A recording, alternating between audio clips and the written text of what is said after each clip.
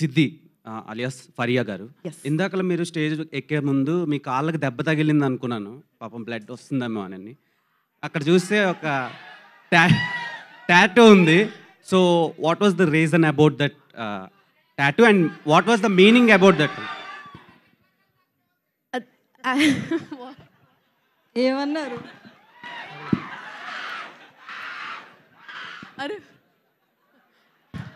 ఇది ఎంత మిస్ అయ్యానో తెలుసా? మీ కౌంటర్స్ బాగున్నాయి.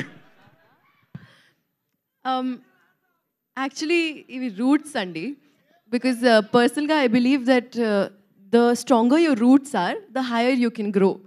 And that is the reason why I got this done. I feel like grounding is very, very important, especially when you're dealing with a public life.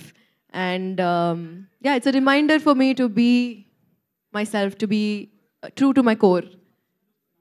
Thank you, Andy. Naresh గారు ఇక్కడ. So ఇప్పుడు ఆ ఒకటి అడక్కు అంటూ eligible bachelors కోసం వస్తుంది కదా ఈ మూవీ. అయితే టాలీవుడ్లో కూడా చాలామంది ఉన్నారు.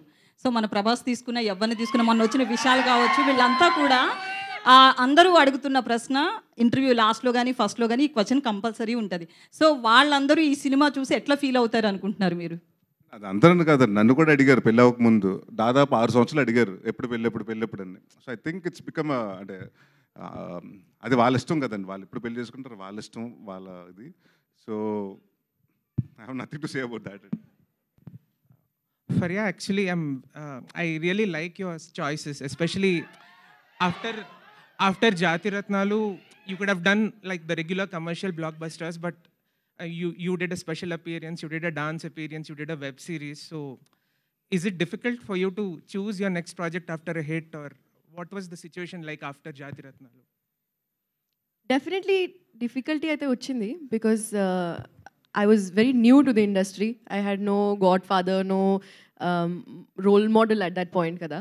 So any decisions nene చూసి చేస్తాను.